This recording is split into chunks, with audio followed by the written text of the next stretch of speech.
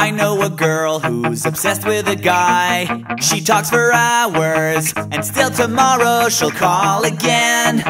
And when he thinks that this could be the end, she calls again. At 6 in the morning, she waits at the door. He tells her to leave, but still tomorrow she'll be there again.